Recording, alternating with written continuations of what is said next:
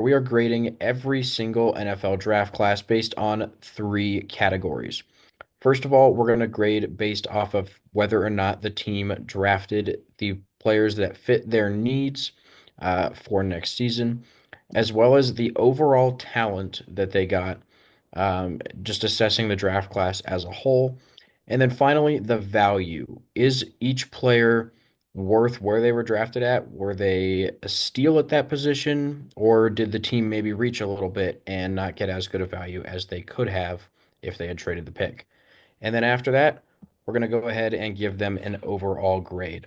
So with that being said, let's go ahead and get into the video. After back-to-back playoff berths to start off CJ Stroud's career, the Houston Texans came into the draft needing offensive tackle, offensive guard, defensive tackle, tight end, and running back. So naturally, with our first pick, we traded out of the first round and took a wide receiver. Makes no sense. There were a lot of tackles and guards that I liked that were available at this time. I would have liked us to take Josh Simmons out of Ohio State if we kept our first round pick. Or with this second round pick, instead of taking Jaden Higgins, I would have liked to see us take Jonas Savaiana out of Arizona. However, the Jaden Higgins pick isn't terrible. Wide receiver wasn't listed as one of our needs, but Tank Dell, we just found out, is going to be out for all of 2025. So it's definitely good to add some depth into this room for CJ Stroud. Especially considering Jaden Higgins is 6'4", 214. That's going to be a huge target for CJ Stroud to utilize. Later on in the second round, though, they did address the offensive line, taking Irante Ursary, an offensive tackle from Minnesota. Just a large man that's going to be protecting CJ Stroud after he was sacked. Correct me if I'm wrong, Jonah. I think the most or second most in the NFL last season. So definitely a huge pickup and draft for the Texans here.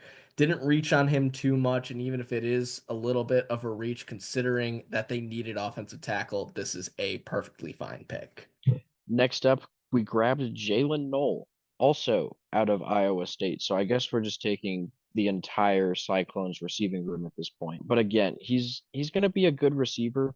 I just don't know why we took two receivers with our first two picks when we have so many other positions, namely the offensive line, that we really need to shore up.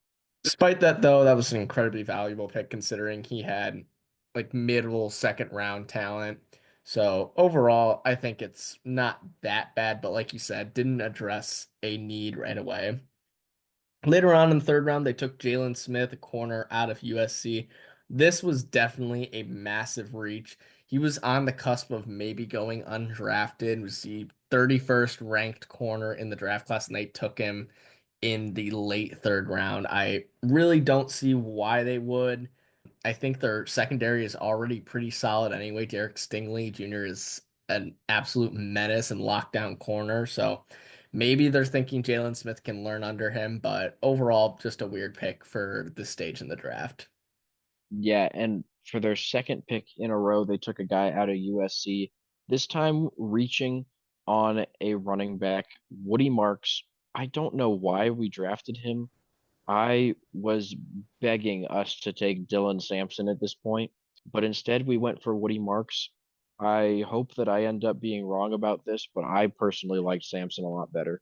Yeah, the only thing I could say is that maybe Woody Marks is just a little bit bigger. I think Dylan Sampson is definitely a smaller, quicker, more shifty guy. Woody Marks definitely can be a little bit more of a full-time usage third down running back, but also a power back. But yeah, like you said, only time will tell for him.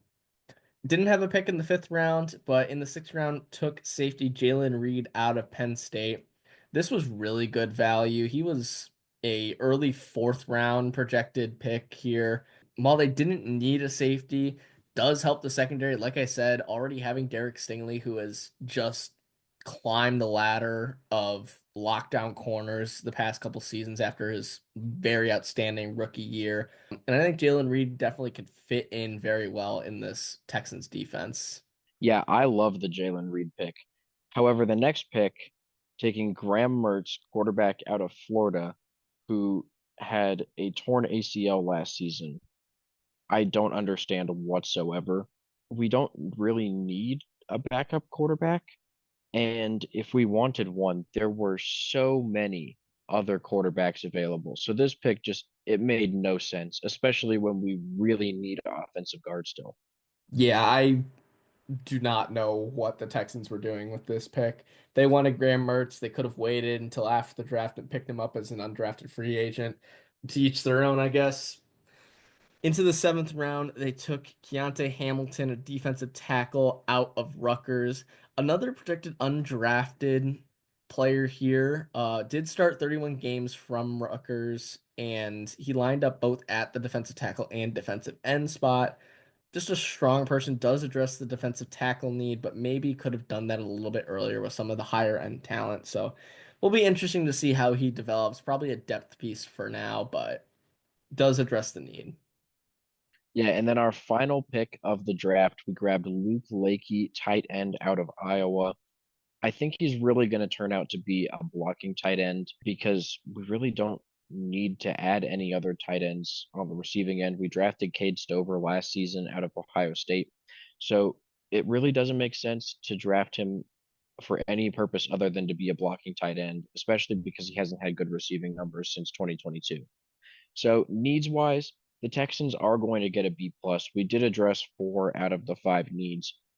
Thing hurting this is the fact that we did not take an offensive guard. Talent wise, it's going to be a B minus.